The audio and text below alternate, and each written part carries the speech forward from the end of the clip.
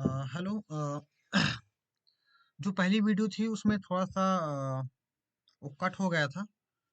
इस कारण मैथ्स का जो था उसको हमने डिस्कस नहीं कर पाए थे। तो चलिए ठीक है, हम शुरू करते हैं।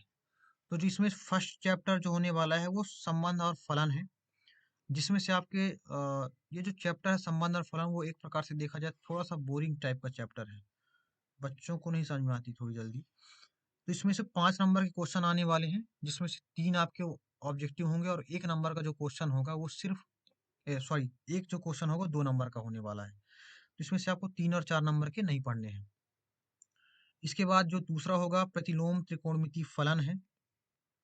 इसमें से 5 नंबर के क्वेश्चन आएंगे, जिसमें से आपके जो ऑब्जेक्टिव होंगे 2 होंगे और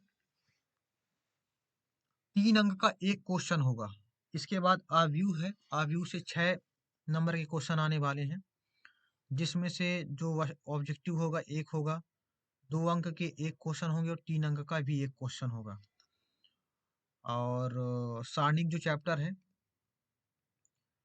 इसमें से 6 नंबर के क्वेश्चन आने वाले हैं, जिसमें से 2 नंबर का एक क्वेश्चन होगा, सॉरी, 1 नंबर के 2 क्वेश्चन होंगे और एक होगा 4 नंबर का।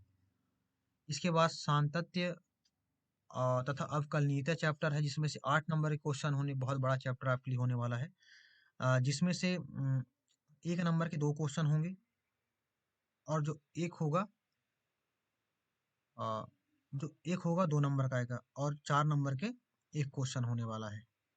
इसके बाद जो जो अवकलज की अनुप्रयोग जो सांतत्य चैप्टर है, एक्चुअली में एमपी बोर्ड के हिसाब से जो पेपर आपके जो सरकारी आता है उसके हिसाब से दिया है। इसमें अवकलन को भी जोड़ दिया गया है और जो अवकलन की अनुप्रयोग है, अवकलज के अनुप्रयोग, उसको 6 में कर दिया है। जबकि हम ऐसा पढ़ते हैं कि सांतत्य का जो शिवलाल का बुक होता है, या फिर आप युगबोध का आता है, नवबोध का आता है, उसमें सांतत्य चैप्टर अलग रहता है, अवकलन अलग रहता है और अवकलज के अनुप्रयोग अलग रहता है। पर कोई बात नहीं। तो जो ये अवकलज के अनुप्रयोग है उसमें 6 नंबर के क्वेश्चन आने वाले हैं, जिसमें से एक होगा वस्तुनिष्ठ प्रश्न होगा, 2 नंबर का एक क्वेश्चन आएगा, 3 नंबर का एक क्वेश्चन आएगा, 4 नंबर का क्वेश्चन इसमें से नहीं आने वाला है। इसके बाद जो है समाकलन जो चैप्टर है बहुत बड़ा होने वाला है और बहुत अच्छा चैप्टर है ये। पूरे 12वीं के मैथमेटिक्स में समाकलन और अवकलन ही सबसे इम्पोर्टेंट है। और इसमें एक ऐसा कहा जाता है, हमारे टीचर कहते थे कि पाओगे तो इसमें पूरा नंबर पाओगे, नहीं पाओगे तो जीरो पाओगे। तो समाकलन 12 नंबर का आता है। इसमें से जो ऑब्जेक्टिव होंगे 8 नंबर के होंगे और 2 नंबर के 2 क्वेश्चन होंगे, मतलब 3 नंबर नहीं पढ़ने, 4 नंबर नहीं पढ़ने। और फिर जो अगला है समाकलन की अनुप्रयोग है, उसमें 5 नंबर के क्वेश्चन आएंगे, जिसमें एक ऑब्जेक्टिव आएगा और 4 नंबर का एक क्वेश्चन आएगा। इसके बाद जो अगला चैप्टर है अवकल समीकरण, बहुत अच्छा चैप्टर है। इसमें से 5 नंबर के क्वेश्चन आएंगे और इसमें से एक ऑब्जेक्टिव होगा और दो और एक होगा 4 नंबर का क्वेश्चन।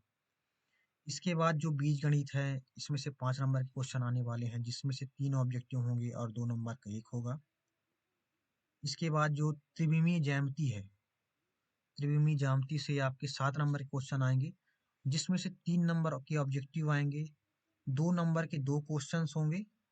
ठीक है। इसके बाद रैखिक प्रोग्रामर है ये, इसमें से 5 नंबर के क्वेश्चन बनते हैं, जिसमें से एक आता है 2 नंबर, मतलब 1 नंबर के 2 क्वेश्चन आते हैं और 3 नंबर का एक क्वेश्चन आता है।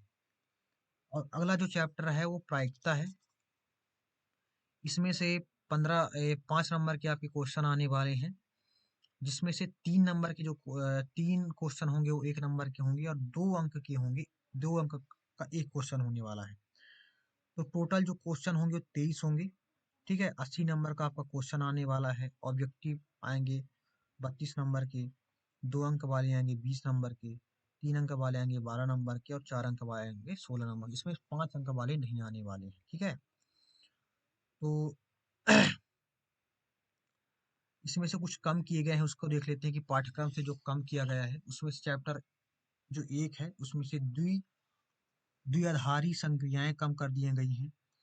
चैप्टर 3 से जो है उसको प्रारंभिक संक्रियाओं द्वारा एक अवकलन का व्युत्क्रम निकालना, ठीक है, उसमें से कम कर दिया गया है। चैप्टर जो आपके 4 हैं सारणिकों एवं और अवयवों का अनुप्रयोग कर दिया गया है। चैप्टर 5 से मध्यमान का प्रमेय, चैप्टर 6 से वर्धमान और ह्रासमान का फलन और सन्निकटन मान। ओके, इसके बाद चैप्टर 6 से जो है योगफल की सीमा के रूप में निश्चित समाकलन, चैप्टर 8 से दो वक्रों के मध्यवर्ती क्षेत्र का क्षेत्रफल, और चैप्टर 8 से दिए हुए व्यापक हल वाले अवकल समीकरण का निर्माण। चैप्टर जो आपका 12 होने वाला है, चैप्टर में भूल रहा था, गलत बोल दिया।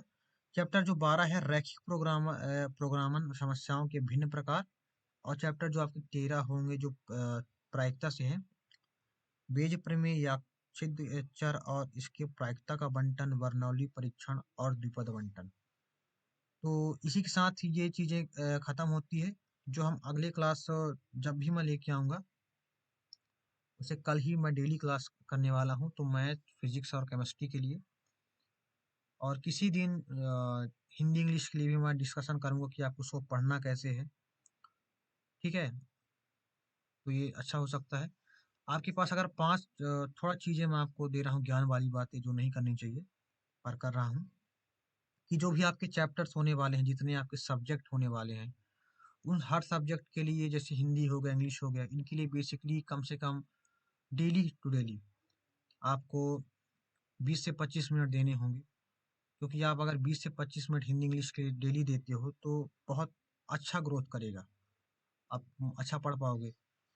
इसके बाद जो फिजिक्स हो गया, केमिस्ट्री हो गया और मैथमेटिक्स हो गई, तो मैथमेटिक्स एक ऐसा सब्जेक्ट है जिसको आप जितना प्रैक्टिस करोगे आपके लिए उतना ही अच्छा होगा।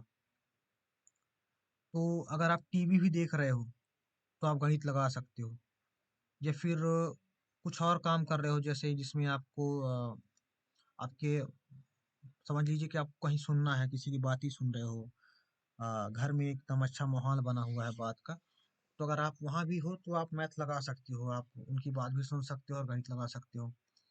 तो अगर आप 4-5 घंटे भी दे रहे हो गणित के लिए तो वो भी अच्छा है, क्योंकि आप जितना प्रैक्टिस करोगे आपसे उतना आएगा। हाँ, जो आपके फिजिक्स और केमिस्ट्री है वो कॉन्सेप्ट रिलेटेड है, तो अगर आपने एक बार उसको कॉन्सेप्ट को समझ लिया तो आप उसको एग्जाम में लिख दोगे, वो कोई बड़ी चीज़ नहीं है। लेकिन उसके लिए आपको ध्यान देना होगा, अपने पूरी बुद्धि का इस्तेमाल करना होगा। ठीक है, इसके बाद जो हिंदी इंग्लिश है तो उसमें भी कुछ चीज़ें ऐसी है, हिंदी के लिए जो बता दूं बेसिकली, जो हिंदी मीडियम के लड़के होते हैं उन्हें इंग्लिश थोड़ा सा समझना ठीक ठाक नहीं रहता है, मतलब नहीं समझ पाते हैं, सबके लिए नहीं है बट कुछ होते हैं ऐसे हमारे जैसे। हिंदी के लिए क्या कर सकते हैं आप, कि जैसे जो भी चैप्टर आप पढ़ते हो, जैसे मान लीजिए फर्स्ट फर्स्ट चैप्टर आपको, जैसे वहाँ पास एक चैप्टर था पतंग, उसका हमने एग्जाम्पल दिया था। तो पतंग जो चैप्टर था उसको अगर आप उसको क्वेश्चन आंसर को आपको तैयार करना है तो पहले आप उस चैप्टर को पढ़ लो। इससे क्या हो जाएगा कि आप चैप्टर के बारे में पूरी नॉलेज रखोगे, जब आप उसके फिर क्वेश्चन आंसर देखो, जब आप क्वेश्चन आंसर देखोगे उसके, तो ऐसा उसमें से 80 to 90% ऐसे क्वेश्चन होंगे जिसके आपके आंसर, आपको उसका आंसर पता होगा। कुछ क्वेश्चंस के आंसर आपको पता नहीं होंगे या फिर उसमें कुछ दिक्कतें आ सकती है, तो आप जो भी संसाधन यूज करते हो पढ़ने के लिए, आपके टीचर्स ने लिखवाया होगा, या फिर आपके पास कुछ अच्छे साधन होते हैं जैसे गाइड वगैरह, उनसे भी आप देख कर उनको पढ़ सकते हो, या फिर आप उनको ढूंढ सकते हो जो आपके चैप्टर हैं उसके हिसाब से। तो आज के लिए इतना ही बस, थैंक यू वेरी मच। और जितने भी छात्र हैं, आपके दोस्त यार हैं जो पढ़ना चाहते हैं, उनको बता दीजिएगा, क्योंकि फुल